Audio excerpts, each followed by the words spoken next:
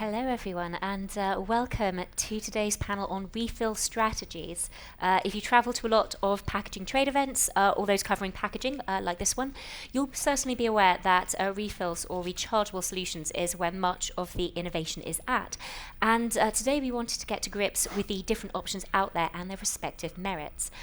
So for those of you who haven't been here, I'm Julia Ray. I'm editor of Cosmetics Business, and I'll be your moderator for the next hour. And it is my huge pleasure to introduce the expert panel, who are Dan Williams from Orion, Jesus Benedito from Faca Packaging, and Mark Lockyer from Sampling Innovations. And we're going to try to make this as interactive as possible. So after a bit of to and fro from us, my colleague Amanda is going to be going around the audience with a microphone and getting all your questions answered as well. So definitely put our panel to the test. So to begin, guys, tell us a little bit about yourselves, your respective companies, and your link to the refill dialogue. So why don't you start? We'll start with you, Dan, next to me right now. Cool. So I'm managing director of Orion Personal Care, a manufacturer. We try and help the brands themselves navigate through like the really difficult, challenging world of sustainability, and help them try and understand what the values are to those brands and find the perfect solution, because it seems like it's a bit of a challenging mess, to be quite honest, to get through the whole Challenging thing. mess is what we do best. Yeah. That's why we're here. So, Jesus? Yeah, hello, good afternoon. I'm manager of a company that manufactures packaging for beauty sector, based in Barcelona, Spain, and we work for brands and for contract manufacturers. And most of them, they have long had sustainability as one of the priorities, and they come to us asking for solutions to offer to the customers. And in this sense, refill, it's what we're going to talk about today. It's one of the possibilities, because they're well-known concepts of sustainability, reuse, reduce, recycle. Well, into these concepts, refill approach fits quite well, and well, we are trying as a packaging manufacturer to offer some alternatives in this respect. Fantastic. And Mark? Hi there, everyone. Good afternoon. I'm Commercial Director of Sampling Innovations. You might think, what on earth is someone with the name sampling in their title got to do with refill? As our name suggests, a big part of our business is in producing and filling sample-sized products, very much targeted to the beauty industry, and normally in small doses. However, that expertise in filling complicated packaging, sachets, flexible laminates, etc., also lends itself to products such as pouches. In the concept of refill, pouches is playing a really big part and big role, whether that's with or without cap, as solutions for refill. So hopefully we've got some experience that we can share today. Lovely. So let's dive in the deep end with the big important question. How important are refill strategies to the overall sustainability drive? How do they fit in with other sustainable packaging approaches? Jesus? Well, we as a packaging manufacturer, with respect to sustainability, we can make approach from the materials point of view and from the concept of design. And in this sense, when I talk about design concept, I mean reduction of weight, but also how to help the packaging to be reused or recycled afterwards. And in this sense, refill can fit into, because it can theoretically or potentially can reduce, as usually the refill is sold as with lighter weight, can be also reuse. Actually, the main mission of the refill is to replace and to keep the outer part of the packaging itself, so to reuse it as many times as possible. And the refill approach can also be used to help potentially to afterwards processing those materials. So those materials, those components that the packaging is made up. So potentially refill approach, it's a big part of the strategy. The reality never it's as good as one wishes.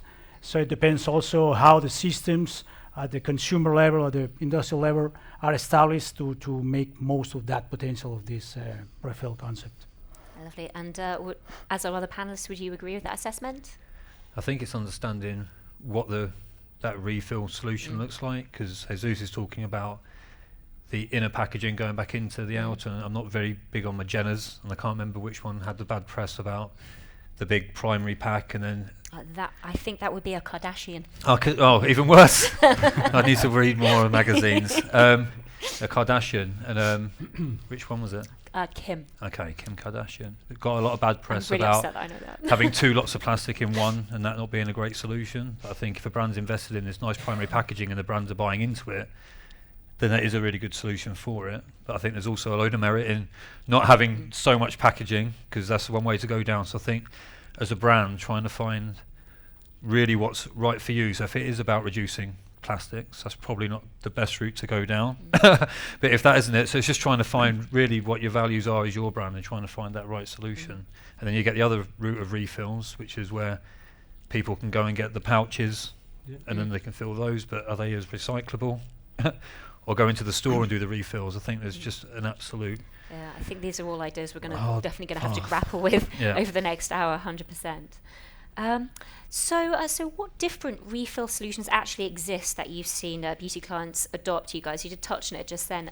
Mark, what have you been saying with regards to refill solutions? Well, I mean, personally, from our perspective, kind of refilling at home is very much sort of the area that we can help the most, I believe, in terms of providing either a lower weight or an environmentally friendly option that enables you to refill an existing primary pack within the convenience of your own home, whether you're getting that in store or buying that refill pack online.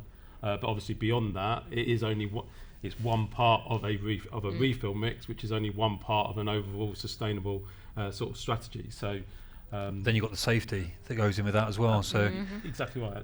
I mean, it's a hugely complex area amongst an even bigger complex discussion about what's the right way, or what's the if you're looking for the perfect sustainable solution, it doesn't really exist yet, but there's a lot of steps and a lot of options and different materials and different formats and different routes that you can follow, and hopefully we can give some advice on some of those routes that would be of interest to all of you. I think it's really hard because people, when they're formulating, they're trying to reduce the level of preservatives, so it's putting a big strain on. And then you're looking to go down a refill route where you've got to trust the consumer to have actually cleaned the products themselves before they're doing the refill, and even having water left in. It's a massive education piece. So it's I mean from a consumer point of view, it would be very easy to wash something out and then leave water in there kind of suppurating for weeks. Yeah, it's absolutely. For sure. Definitely. And Jesus, what kind of refill solutions do you mainly supply to your clients? Well, our approach is to offer a cartridge, so in a way that the customer doesn't need to make a change in the bulk, but it's the cartridge itself. It's sealed, so all the outer part. In our case, we are mainly supplier jars and serum bottles for high-end skincare and body care brands. So let's say for a jar, cosmetic jar, the outer packaging on the lid, it's kept.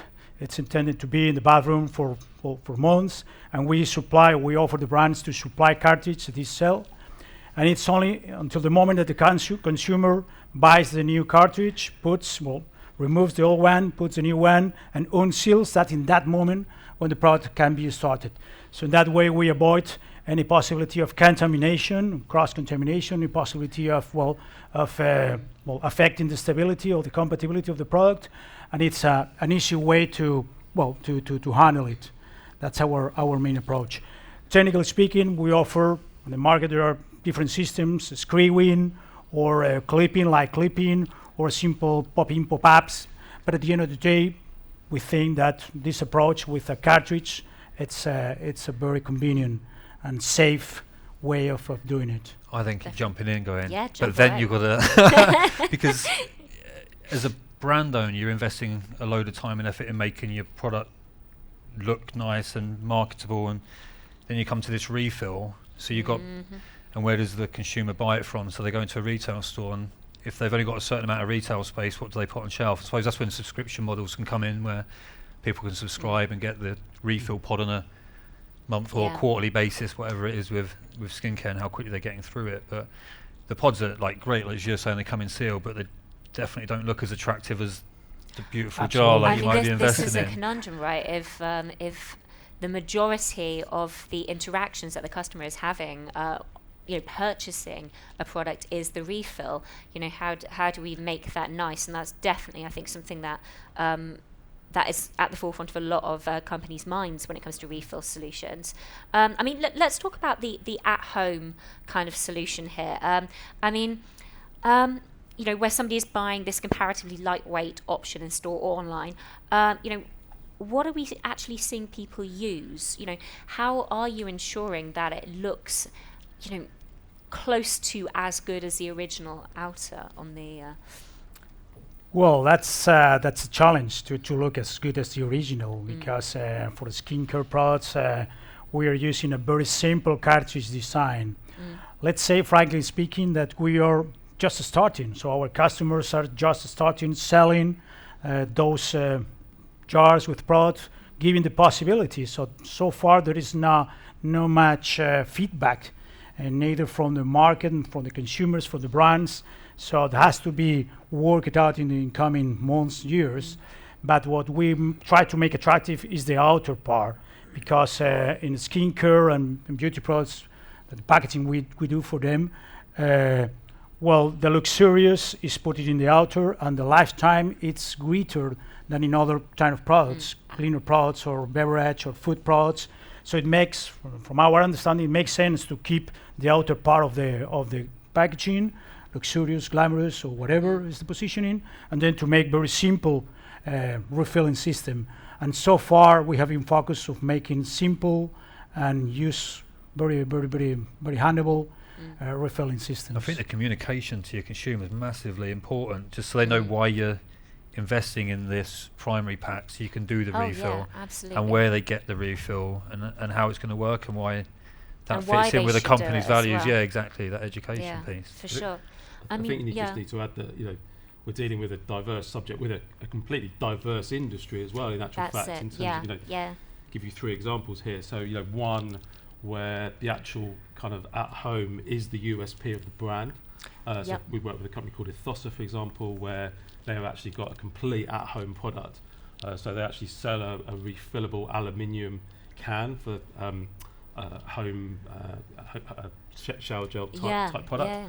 We then produce a sachet of powder, which you pour into the. And you mix it with water. I have used it. And then it's even mixed. Sorry, Dan. You know, they mix it all at home, and then you've got your. We develop those products too. That kind of refillable content is the USP of that brand, and all those elements kind of add up to create that brand image. Opposite extreme, working with a brand such as Amorovitsa, where their luxurious packaging is absolutely key to everything that they stand for and how they look. And in that case, we provide for one of their products with a beautiful jar of 60 cleansing pads. We do a refill pack of just those 60 pads, which is very much just rip it open, take that new block of pre-dosed pads out, and put it back into that beautiful, luxurious sort of jar. And I guess at the end of the day, for most brands, the hardest job is to get that first sale, get them to use the first product. And a lot of the advertising and the packaging is all designed to get that first sale. Once you've got them on board, it's how can you as cost effectively as possible, and how can you make as much profit as possible to get them to buy the next sale and the next sale and the next sale. And a lot of these refill solutions not only is great for the environment, but frankly it's also quite good for the bottom line profit of brands as well, that can actually make possibly a better margin in selling that refill than in the primary packaging also. So there's so many. But then just on that, it's a bit off piece, I guess. But on the making a profit on the refills, and subscriptions suddenly become like really appealing. There's a lot of brands that really struggle, because when they're putting together their P&L and their cost model, they're not taking into account the actual shipping cost of doing like D2C, and it can get quite expensive. So it sounds great in concept. But so maybe for a company starting up, that is...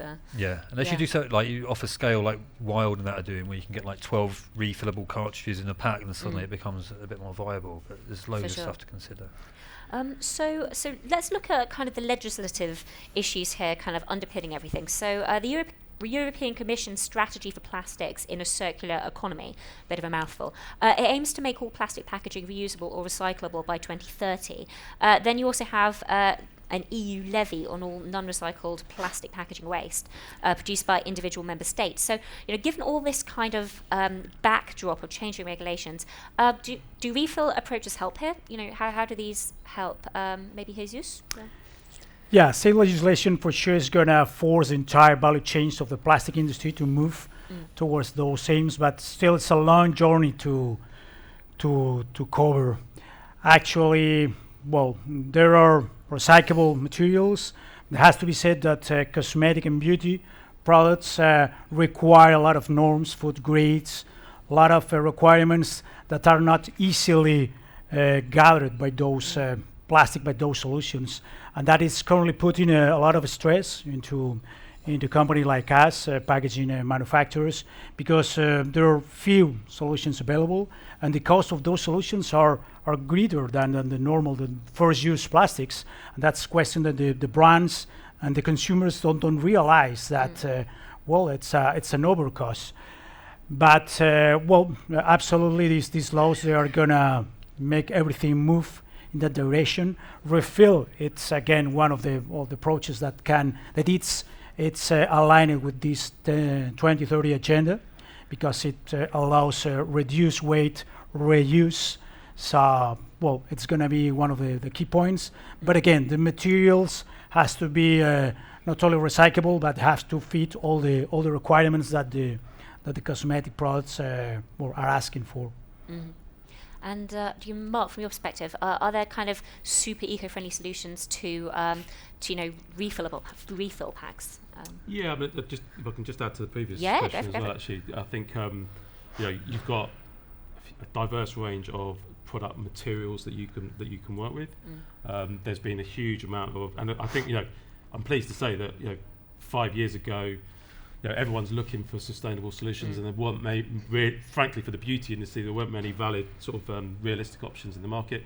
I think there's been a huge amount of work done to drive towards more mono material type solutions across a lot of range of packaging, and so that making it realistically more recyclable has improved a lot. Still not perfect in many areas, but we're driving that agenda.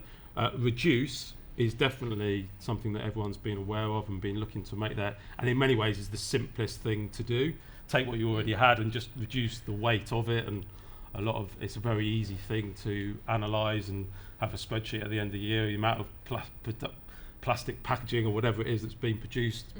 Easy way to solve that, carry on doing exactly what we did, but just make everything lighter and make it look like you've saved 10% on what you've done. So there's been a big drive in that area also, and that a lot of the refill solutions help tick that box very much in terms of instead of having a hugely heavy glass or plastic jar or whatever, to have a refillable version of that same sale now becomes dramatically sort of reduced in content. Coming on to your next point about kind of material, recyclability is absolutely something that everybody's sort of looking for, and to be more sustainable. It's a bit chicken and egg, that world, in terms of having a material that can be recycled, and I think there's a lot of great work that has been done, but you also then need a whole infrastructure in place to recycle that material that can be recycled, that isn't there because there hasn't been enough recyclable material to validate and make it worthwhile having an infrastructure to recycle it. So a big part of my work, we work across glass, we do a lot of glass vials, for example, and I think there's been a lot of negative sort of media coverage of plastic. Plastic is bad, and a bit demonisation, etc. And in many cases and in many areas, quite rightly so. And I've got no sort of qualms about that. But we work in glass, and frankly, we do a lot of perfume vials as an example, glass with a little plastic pump. But that's almost the general perception of the public is that's great, that's fine, because it's glass and it's beautiful, glass is and good, it's going to be recyclable. Equal, yeah. Reality is there isn't a single perfume vial that will probably ever physically get recycled. In the meantime, you've used a huge amount of energy in producing that glass, etc. And then your poor old little sachet, which is getting absolutely demonised, everywhere, left, right, and centre, arguably in production, is a significantly better environmental solution that uses less material, less weight, less energy, and in theory, if you produce it in a mono material laminate, which you now can do, it should be recyclable, but it won't do because it won't get recycled yet because the industry structure's not there there isn't a curb. If consumers separated it, now you've got to get people to separate things properly. It needs to be collated, and then it can get recycled. I've got an example in the sense that, well, for jars, acrylic is one of the most used material because it's even more transparent than glass, and for decades has been used. Just for instance, you cannot figure out whether if it's glass or plastic. And now we've got a version of recycled acrylic. But the question is that those systems, those infrastructures you were talking about, they are not still in place.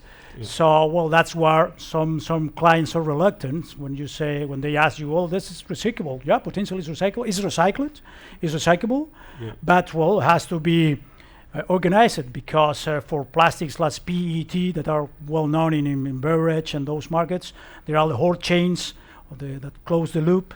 But for other plastics, it still has to be put in place. I think that with time and with those laws, it's going to evolve for sure. There's no outright right answer, is there? No, that's what I was going to say. Like, that's why I'm coming back to the beginning of it. As a brand, I think, and you've got to have a real, like, if your brand is you're not going to use plastics, that's like admirable, and stick to that. And if you're going to use glass, you know the reasons why you want to go down glass, or if you're going down aluminium, go down that, because we've been talking to a number of brands, and they've got a clear sustainable goal when you first start talking to them. Then they engage with other manufacturers, packaging manufacturers, and before they know it, they've been convinced that aluminium isn't the right way to go. It's now plastic, and before they know it, they're buying a plastic product, putting it into, and it just gets really muddled, the message. And I think because there isn't clearly a solution, like the perfect ultimate solution, I think having that real clear message as a brand owner, what you stand for is key, and then just hit that and find out as much as you can about that. Because I've been convinced.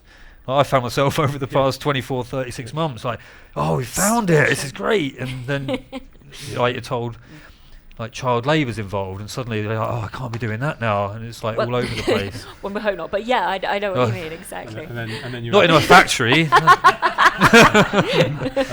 the record. The other thing I'll just finally add on that is you go through. You don't disclose that. You go through that hugely complex process of reaching the right decision, what's going to be best for you to deliver that, and then you get the Ukraine war, and you try and get an aluminium can, or it's like so like. Yeah, it's so complicated, and I feel for any brand in the market right now, how you make the right decision without getting lambasted. If it's not by the media, obviously the end consumers or whatever. And there isn't a perfect solution. There isn't a perfect answer to give. But you can be open, you can be honest, you can be transparent. You can say, you're trying to make the right. There's a lot of steps that you can make. We're on a journey. I think the whole world, let alone our industry, is on that journey to be better. And I think you just got to try and do the best that you can that fits with your brand, that can vary from one brand. I think if you're a brand, though, the question will get asked at some point. Like, what's your sustainability goals or what's your plans? So as long as you're succinct in your response and you know what it is you're standing for. Again, that kind of know yourself type mantra there. So I wanted to pick your brain, Dan, about the process, how it works for. So obviously, one of the approaches that has been brought up today, in addition to the at-home refill strategy that we've covered, is this sort of either milk round style approach or the in-store collection, so whereby empties are returned and refilled, whether it's something that's proprietary or whether it's something that will just be refilled and given to somebody else. But what should brands bear in mind when considering that refill route? Yeah, we kick this around. There's a lot where you can go. I think Loop's one, Beauty Kitchen doing one, where you can take your product, your bottle back in or your jar back in, and you can refill it. I think if you're when we were talking about it before, if you're a mass brand and you're doing a shower gel or a body wash or laundry, that makes sense because they're going to have the stock and it's going to go through really quickly and it's going to be big and you can go through. But if you're a premium skincare brand and you can't have refill unless you've got your own store, I think you're going to find it really tough to go in and do that. And then I think it can super work, but you've still got to then drive the right behaviour for the consumers. Go in, they buy into the product in the first place, and they've got to remember to go and take that product back into store to do the refill. Where similar when you buy your bag for life, and I now own about 500 bag for life because I never want to get a disposable one. I still forget, and that's been going on for a while now. Their way into Tesco with all their refills. So I feel really proud of myself buying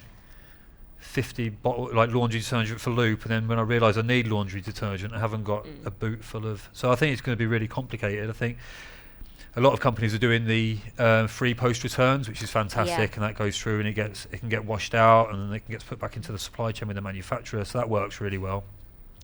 Then I think there's another issue to consider about the lining inside the bottles and how many times they can actually be washed out. So I think again, there's a lot of other bits to understand. What's the danger there, that it washes out and then you get contamination? Yeah, they put the lining in to make sure there's no compatibility issues and things like that, and then obviously that can erode, I think, after time. I think we're doing a bit more testing on that as well. And then you've got the biodegradable packs and that goes with that as well. Yeah, exactly. No, there's I mean, from your guys' perspective, when you look at things like either the in-store fragrance fountain refill type thing or this kind of send it back model, I mean, what are your thoughts on that? Well, for skincare products, let's say that in-store bulk refilling is not safe enough from our perspective regarding stability and compatibility. So that's why we bet for this recharge of the full refill. And maybe in other products it's different, as you said, and laundry or beverage and cleaning products. But there are many compounds. Cosmetic products are very complex, and you cannot compromise this with the system. So that's why we offer just a very sealed and avoiding any possibility of leakage of contamination at all. I do think going back to that, I feel like I'm contradicting myself, but like somewhere like Lush Cosmetics can do it quite well, where you could go back in and they will almost like you can cut your soap or you can refill something. Then you've got bars of soap becoming, or washing bars or cleansing bars, however they're known. But that's quite another sustainable with the waterless solutions. But I think it comes back to that. If you've got if you've got a bricks and mortar store, then you can definitely lend yourself to be doing something like that. But that's not. That does make the difference. Absolutely. It does kind of only really work for real mass volume products. You can flirt around that in certain store situations and can maybe be the USP and the theatre of that store in having it. But in reality, laundry detergent, which you're using all the time, shampoo, shower gel, maybe in the beauty industry specifically, it might warrant it. But you can't have stores are struggling enough as it is to a certain extent in terms of how they're operating.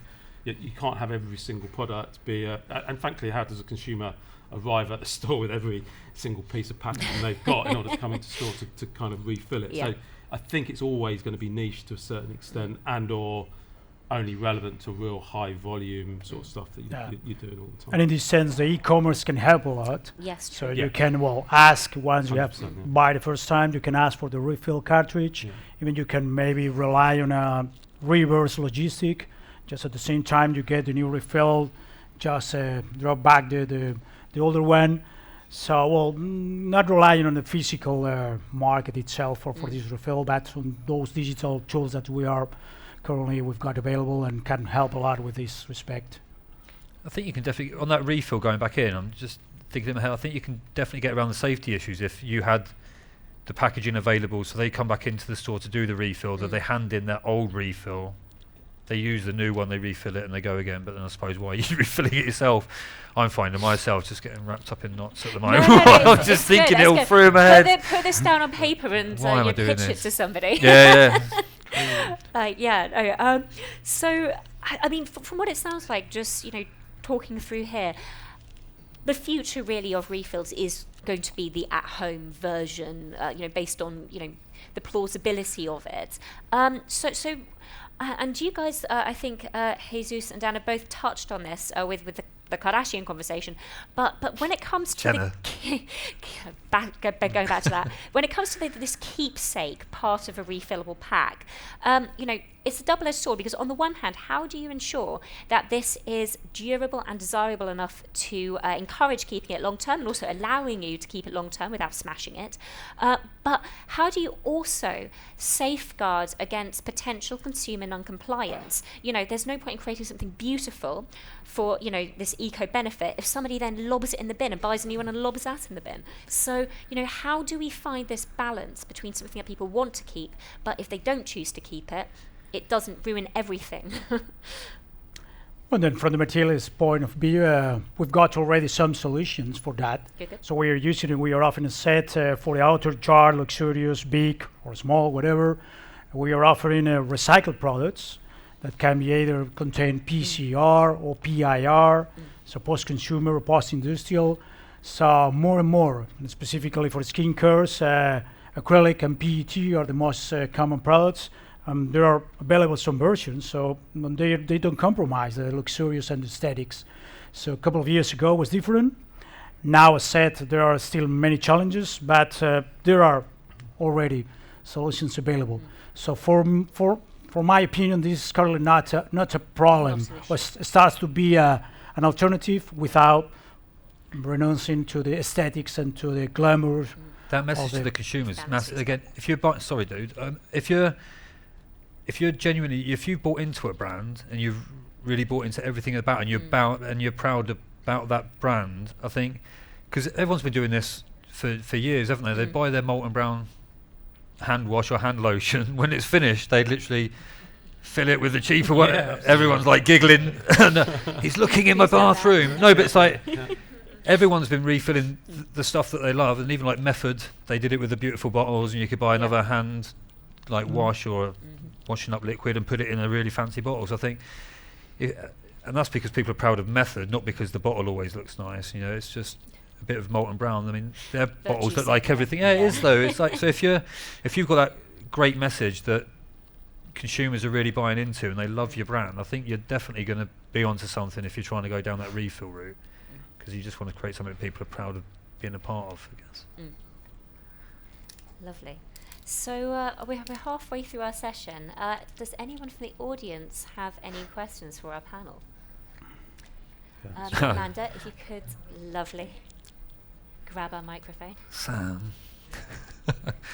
Be gentle on the panel. No. I mean, you're speaking as a brand owner. You know, we're all flapping around trying to find the best, and every month there seems to be another solution to another problem, but it isn't the big solution. Yeah. Isn't the solution materials science and government infrastructure? Because surely without that, we're all recreating something that isn't quite there, but is good, but it's not quite there. And the more we're recreating things, the worse it is for the environment, because we're all trying to make up our own ideas. But if the government take control of it and invest in it, because it doesn't make money, as you said, but if they put the infrastructure in place, you know, and the material science catches up, we've got a material and a recyclable, and then we can have the individuality that we all crave. But then at the end of the day, if the consumer's not putting it in the bin, it's all for nothing. And we run out of things in the bathroom. We're not brilliant at recycling when things run out in the bathroom. It's in the kitchen where we recycle. So how many of us just say, oh, sod it, I'll do it later, and it just doesn't get recycled? I think there's, from a government perspective, I agree, but it's like, because there's so many different solutions being thrown at them, I think, where would they, I don't know where they'd invest right now. I suppose when you go back to like the 80s when it's the milk rounds, like that was heavily invested because you knew there was going to be a milk float come in, and that kind of worked, and we've gone like full circle. But I agree completely. So. Yeah. I mean, essentially... Sorry, go for it. What's interesting about the milk round is all the bottles were the same. Yeah, exactly. Easier, isn't it? Standardised. Like it was all standardised, which I think is something that we need to look at. But also, if you didn't produce another bit of plastic ever again, we'd still be screwed, because we've still got too much plastic out there. So. Absolutely. Hi there. What Dan actually says is, so I'm a microbiologist by trade, and one of the things that concern me the most with the washing side of things in particular is that reusability of the actual packaging. Before we have a shelf life of a product, but not the shelf life of the packaging. So what tests are you doing? Because I try to work with people to devise how long they can keep a package for. What tests are you doing? Is there a standard method? What are you actually doing at the forefront to find out? We're not doing any of the tests ourselves at the moment. It's the brands that are receiving the bottles back. So we're just exactly what you've just said. We're advising them to go and trial and error, do the tests again, and like trying to establish the protocol, I guess. But we're relying on people at the moment to be when we are using units that have been washed out or cleaned out, for them to be essentially sending us in to demonstrate that it is clean product when we're going to refill it. But it's one thing when it's the manufacturer that's doing it, and then it's another thing when it's the person at home who's washing it. Yeah. Because one's much more abrasive than the other, I imagine. Yeah, no, absolutely. That's why I get really nervous about the whole consumer doing their washing of, because as a manufacturer, what will happen is if the consumer doesn't wash up their products properly, and it does get contaminated, they're going to go back to the brand owner, and then the brand owner is going to contact the manufacturer and say, what's happened with this? Yeah. Then the only way you've got the traceability is the batch code on the pack that's actually now been refilled. So then you come back to that original batch, it's all going to look fine, but that's not the batch that's actually contaminated. I mean, does anyone know if there's something like ISO is working on at all for any kind of thing, or are companies like yourselves like collaborating on your internal procedures for that kind of thing? I sit on the working group for the cosmetics, and we're not doing anything about it. Okay. Is that a packaging thing that I don't know? Is it an engineering thing that should be sorted rather than the cosmetic side of that we should be sorting? Yeah. Is there a future? You're already seeing lots of connected packaging. So whether that be through QR codes or I would call it NFT, NFC, all that kind of thing, and with increasing. Don't plug your NFTs right now.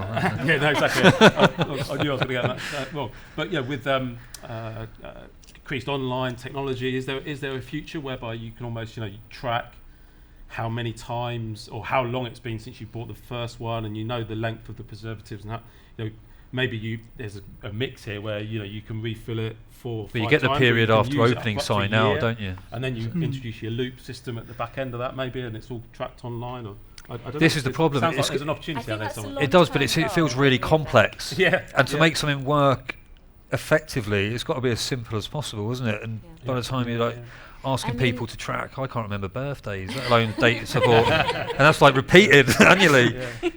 I was going to say, Ben's colleague Alex was on a panel just now, and he was talking about, having the QR code labeling thing. I think that is potentially so far in the future, that we'll get round to that from a legislative point of view. That I think from, QR codes on the packs. As in with the the inky on it and kind of replacing it. So I think it sounds like a great idea, but maybe it's kind of 10 years in the future kind of thing as opposed to a right now thing. And it's difficult when you need right now solutions, isn't it? Yeah. True. Yeah, no. What I was thinking out aloud, frankly, I haven't given this deep thought, but if you had the ability to, through the, whether it be QR code, whatever, it's connected, when the first start date was of that original purchase, through use of preservatives, etc. I don't know whether you can have more confidence over a shelf life of that product, so that after a certain time or number of uses, that gets returned, so it can be industrially cleaned or what have you, and then you start again maybe after a limited time, rather than it being a complete open book that can be exposed to all manner of different issues. Maybe I think it's amazing because technology somehow allows already. Yeah. So with that MVC code, you can link with many information as you want. Yeah. You can even link blockchain, authentication, descriptions, many things. The question is the infrastructure, how the system is really convenient, who's going to do it. So it's a lot of more than the technology. It's the whole system, the whole loop that has to be followed. And on the QR code side, pre-COVID, I was very much of the view, what an ugly thing that is. Beauty brands, they're never going to stick a QR code in there. Now, pretty much every single sample we produced has a QR code on the packaging of something, so it then can go and see a makeup tutorial or where you can buy this or how to use, etc., etc. So, I don't know. It's connected people when we couldn't connect ourselves. Everyone uses QR codes now, I think, which 3 years ago wasn't the case. Julia, sorry, we just had one more. Hello, hi, go for it. Hi, I think a lot of us can relate to Dan's point around, I've got it, I know what the perfect answer is. Oh no, I can't do that now. Like they kind of flip-flop between, I'm going to only buy things and refill them. No, I'm only going to buy lightweight packaging. No, I'm only going to buy things that are made in cardboard. This is a very relatable thing. What do you think is the place of top-level life cycle analysis that's a bit more publicly available that gives brands, consumers, manufacturers just a bit more of an understanding of what is the impact of different things? Because I think sometimes it's anecdotal, sometimes somebody massive has the budget to go and do a life cycle analysis that says, I've tracked the CO2 impact of the transport, I've worked out the light weighting, I've done all of this. Do you think we just need a bit more knowledge sharing to give people better information for better decisions? 100%, like you need the knowledge sharing. I don't know if Millie knows actually the best place to go for stuff like this, but from a knowledge sharing, we've actually had people from other packaging companies come into the business and present, and literally Lynn, who's one of our packaging technologists, she go, right, I've got it, aluminium, this is it, and then that's just because she's had a meeting about a week ago with an aluminium, so they've now told her that this is the best solution you're going to find out there because of CO2 and everything else, and then you're like, but who's told you this information? Oh no, I was at this company.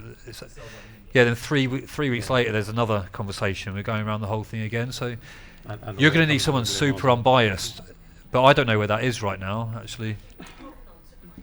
Oh, there you go. I knew you'd have the answer. Oh, yeah, I was talking to them earlier, actually. They do help. Yeah, provenance are fantastic. Yeah. I mean, they're looking more at sort of, I guess, the ingredients, not so much the packaging, as far as I understand. But I think they're the ones to look at for the future of this. Yeah. So if you haven't visited them yet, they're just outside on the right as you're walking back in. We're not affiliated with them, but yeah. Again, I've heard a lot of brands that I've worked with them say kind of similar things. So yeah. Do you know anyone, James? No, I was going to say government, but they're a bit busy at the moment. Yeah, no, a little bit. I think, but you're right though. It's hard to get it's always a supplier, and I'm like, so that's not to be critical, but just to say there is of course a perspective. Yeah. And if we can somehow get to a point where there's some sort of independent ratification of these are the numbers that you can typically attribute to a process. You know, like for example, I know there's been emissions scandals, but cars have a CO2 grams per kilometre issued with them that, although arguable, standardised at least. So why can't a glass bottle have it? Why can't a plastic pack have it? The problem you're going to have is like that. Even if you went with the lower CO2 emissions, there might be a bigger. It might not be recyclable, for instance, might it? So then, yeah. Yeah, it's hard. The consumers don't. You can't predict what they do. You know, it could be the worst possible packaging, but if it's 3 for 2 or 2 for 1, or it works, they will fill the basket. It doesn't. It goes out of the window. Sustainability goes out of the window. Yeah, especially Everything right now. goes out Yeah. of the window. Cost of living. Yeah, well, government, as I was saying, yeah. If my biggest request would be to simplify and have clarity of message about what the packaging material is. You know, in terms of the labelling of the product, what consumers have frankly got no idea. Glass and aluminium is pretty simple. When it comes to plastics, there's a whole myriad of different options, and there needs to be a lot more. There's been a brilliant amount of work in having more mono-material solutions available, which therefore means it's absolutely feasibly to be recycled, but it kind of, because there's this mixed messaging, and there's also on that layer, how is it decorated? What colour is it? All these issues as well. So first of all, we need to simplify what is the material. Then we need to simplify, well, actually, if it has to be clear or white for it to get recycled, then everyone will have to adapt and produce clear or white bottles. But and don't put we foil. Don't really know, and don't make it green, and don't make it black, etc. I think that's part of the problem is we over-design products. Yeah. I think if industry just pulled it back and everyone was stuck with like a basic blue bottle with just a different label, the consumer wouldn't know the difference. Yeah. Well, I agree with you. But 100%. In the luxurious and the cosmetic part of the high-end beauty business, that's not affordable. At least most of the brands we work for, they are not willing to, because their customers, they've got all the requirements in terms of aesthetics, in terms of message. It depends also on the culture, on the country. So that problem. Yeah, absolutely. And some have broken that mold. I mean, I'm thinking of Davines, a hair care brand. It's really luxurious, lovely hair care. But their conditioners come in takeaway pods because they set out with that mission that everything that they were going to do would be very easily recyclable. So, you can keep it as a box and put your sandwiches in there, bring it into work, or you can recycle it because it's all monomaterial. So yeah, there are... It does feel like more brands are going back to basics, which is good. And those that exist, that have that ethos, that have that really super high-end luxury, you're right, they're not going to compromise, and probably the people buying it aren't going to compromise either. So it is a bit of a catch-22. The hard bit's when you can have the founders of the business or something like that. They employ a marketing team which are there to do a really good job, and it doesn't happen quite so much now. But it was always like, how do we make this look really premium? Foil. We're going to put foil on it, and then you're like, well, then you can't recycle it. Like, that was a big issue. Yeah, I know, but the marketeers, they won't sign it off. It's like, this is madness. We've just spent 24 months trying to find your recyclable packaging, and we're now putting foil on it. Like, it just gets really complicated. In your guys' experience, would better, different teams communicating within the same companies help with this? Kind of education of each team as to what the other one is doing better? Or do you think companies are already doing that now? Yeah, I think more and more are doing that now. I think that, they're recruiting the people that are aligned with the core values of the brand, rather than just a magpie that loves foil. One of the things I was interested about, and I think brought up just then, was consumer compliance. So how much of the issue is consumer compliance, and is there anything we can do? Obviously we can put pressure. We can, as an industry, lobby government. We can do lots of things, but can each individual brand and as the people creating this beautiful packaging, how can we try and entice consumers to do the best thing, essentially? I know kind of there's this issue of should it be up to consumers, but surely we can try and lead them on that path. Well, consumer loyalty has to be based on the results.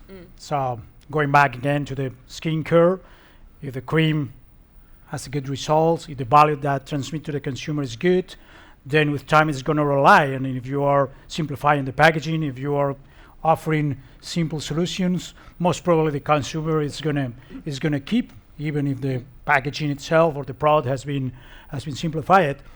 Refill, it's quite a new concept with some exceptions, but we know a few of them, and those brands that has been for some years, they told us that they are succeeding with the refill thanks to that, to the fact that the consumers already know the brand, already trust in the brand. So now the packaging is simpler, the packaging is a bit different, but they've got in mind, and in the skin, they've got all the memories of the good results. So that's one of the ways of educating the consumer. I think the educating, rather than compliance, it's the educating, isn't it? Because you want people to understand why it is they should be doing what they're doing, rather than it's like having a kid. Like, rather than telling them you should be doing this, it's like just explaining and educating them on the why they should be. Hit somebody, yeah. Just don't sit close to you. No, but you should. Yeah, I think that's the big thing. I think Jo Chidley at Beauty Kitchen, she's very vocal and very good at telling people why the circular economy is really good and why you should be doing it, and really like getting that message across to everyone involved. And I think like if people were doing there's no excuse really of YouTube and Instagram and Reels and all that kind of stuff. You've got a big opportunity to educate your consumer. Big platform. Fantastic. Do we have any kind of more? Oh, hang on. Lovely. Thank you. I have a question, maybe more for Mark, but specifically on refillable pouches. I know it's a bit your area, so I've been to see what you have to say on it. But a lot of brands have gone that path, like P&G, Unilever. Yeah.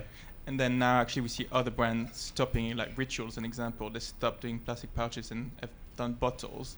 So do you think there's still a place for pouches, although either they're not recyclable or they're not recyclable at home? So I'd like to have your opinion on that.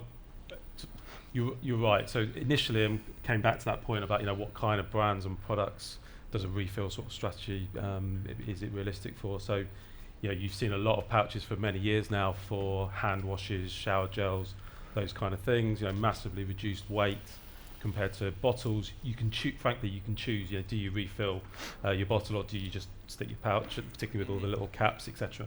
But the issue for years has been that those laminates, they tick the reduce CO2, they tick the reduced weight of plastic, but they wouldn't be recyclable, or they would be theoretically recyclable, but frankly not get recycled. And you have the issue where, especially when they came with caps, there was definitely a mix of plastic going on there, which meant that it wasn't possible.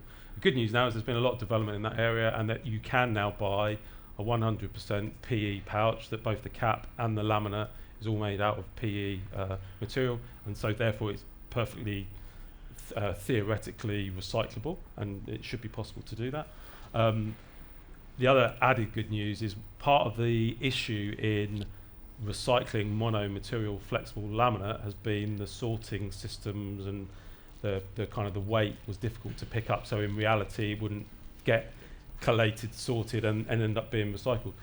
Having the plastic cap makes it heavier, and it's more likely. Still a lot of development and analysis of this in reality, but we're definitely a step forward in terms of making those pouches definitely being one, they are recyclable. Do they get recycled? I think in coming months and years, the answer to that will be yes also. So yeah, it's definitely something that can be recycled, but we need the infrastructure in place, and we need the consumer understanding of what material it is, so they're putting it in the right sort of bins, etc., etc. Lovely. I mean, it feels like there's a bit of a chicken and egg situation with the infrastructure issue, as you were saying. You know, we need to create the materials for them to put it in place, but what's the point of creating materials? It's just going to landfill as well. So, yeah, exactly. What comes first? Fantastic. I've not heard of someone saying about the standardisation. So, like before, is it? Yeah, she's worked with Elemis and Unilever, I think, on a makes a lot of sense. standardised model that could be used across industry. Yeah. Yeah, that works from that. It's actually really good from a micro perspective as well, because you can make the packaging simple. Just have a shelf on it, it's easy to clean. Yeah. But that blows the premium concept, but you have to then retrain. Changes the mindset, doesn't it? To think that actually premium is recycling, being great, doing great things for the planet. Maybe it's about the stuff that's in The formulation, which is what you should be buying into it. Yeah, absolutely. Right, yeah. It's all about the packaging, isn't it? Rather than actually you're really buying what's in it, surely, yeah. I mean, from the audience and the panel, I mean, what's the best way to go about doing that to kind of retrain the industry, as it were, especially the prestige end? I think you need more people being vocal about it, and, like driving it through. Not ours. This has not been helpful at all. Well,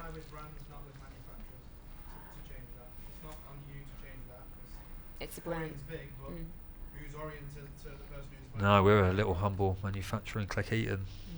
Yeah. So it needs to be a level playing field, isn't it? You know, when you talk about how do we influence the change, it's, Beauty Kitchen went first with a lot of stuff because they were an ethical brand that said, I'm going to put my head above the parapet. But in response to that, like, they're a tiny brand, of but look at the traction she's getting, like from there.